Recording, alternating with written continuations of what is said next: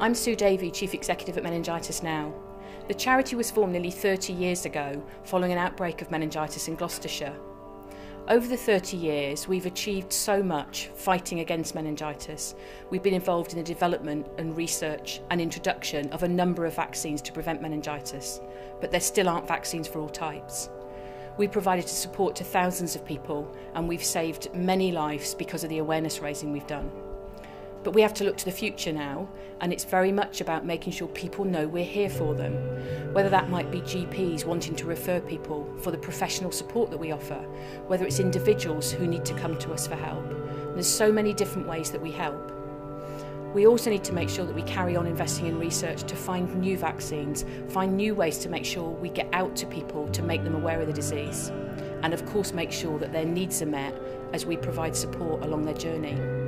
For anybody whose life's already been affected by meningitis, it doesn't matter how long ago it is, we're still here for them. So please make sure that people do come to us and make sure that we are there to support them for however long they need it. But most importantly as well, make sure they stay vigilant to the signs and symptoms of the disease.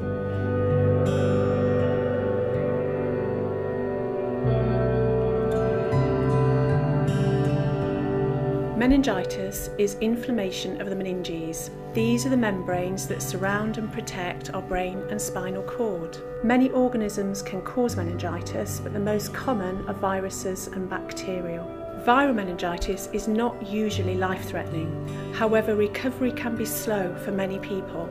A recent survey that we undertook with the Picker Institute showed that 97% of respondents suffered after effects following viral meningitis.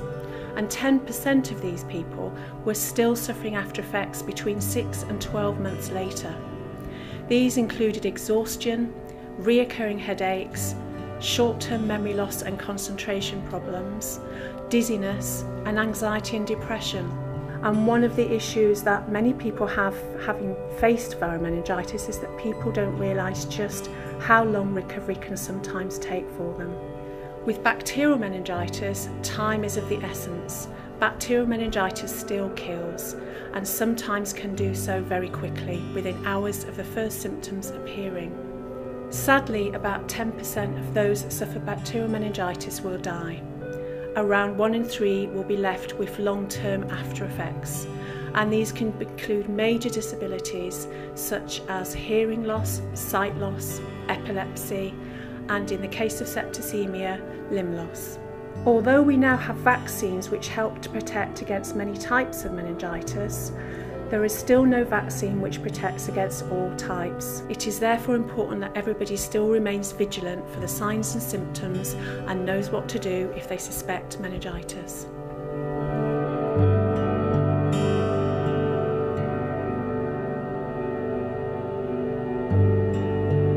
A big part of what we do is raising awareness about signs and symptoms, because the disease can happen so quickly and has devastating consequences. It means that people need to know what to look out for. So we actually produce little signs and symptoms cards.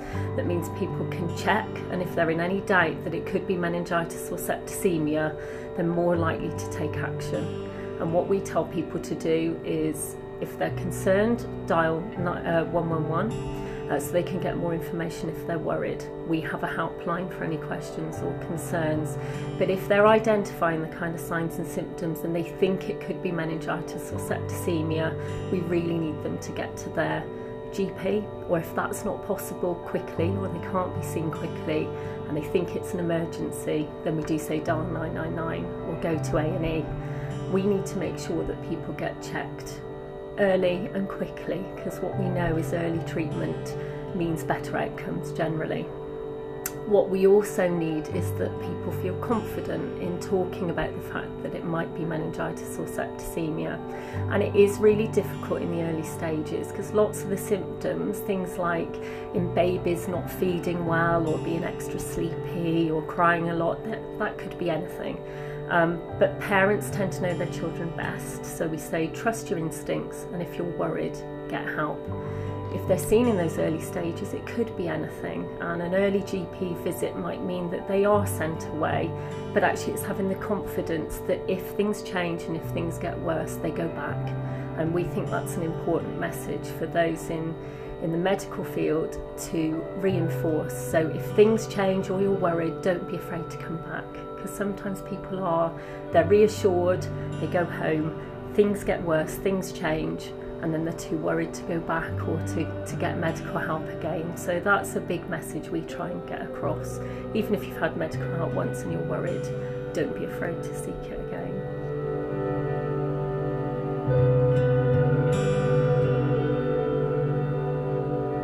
Research is a really vital part of what we do at Meningitis Now.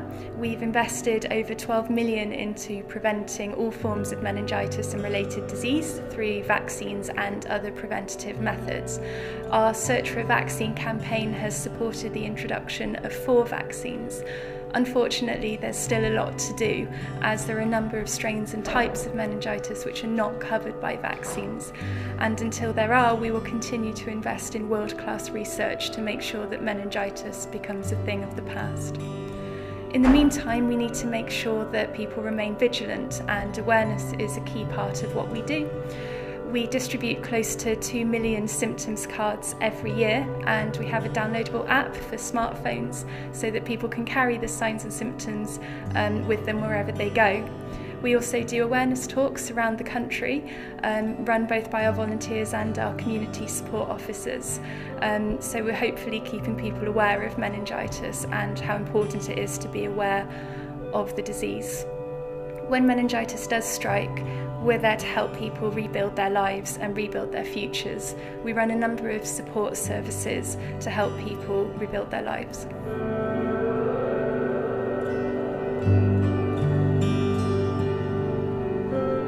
I'm Steve Fairbrash, Community Support Manager here at Meningitis Now. My role is to manage a team of community support officers who are based around the country in the UK, and that includes Northern Ireland. Along with my colleagues here at head office, we coordinate the delivery of very flexible services to survivors of meningitis, people that have been impacted by meningitis.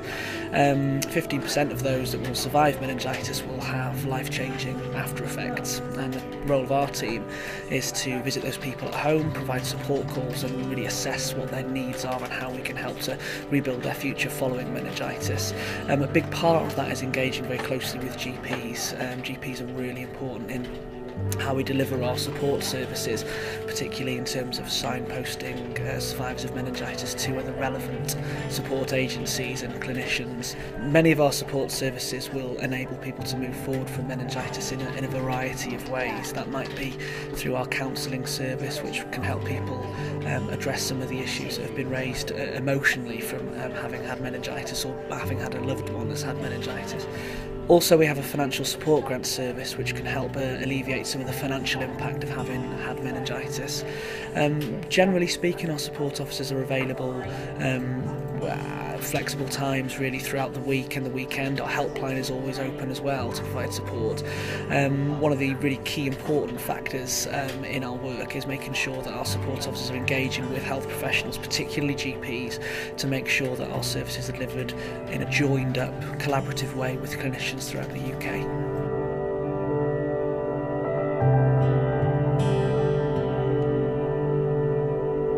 At Meningitis Now, we are inspired by the people we work with every day, people who make us want to make sure we're here to support them. Meningitis is still an issue, and despite all the vaccines that have come in, people need to stay vigilant. But because Meningitis Now exists, we can continue to save lives and support people for as long as they need it. So please make sure you come to us, get the information you need, get the support you need. That's what we're here for.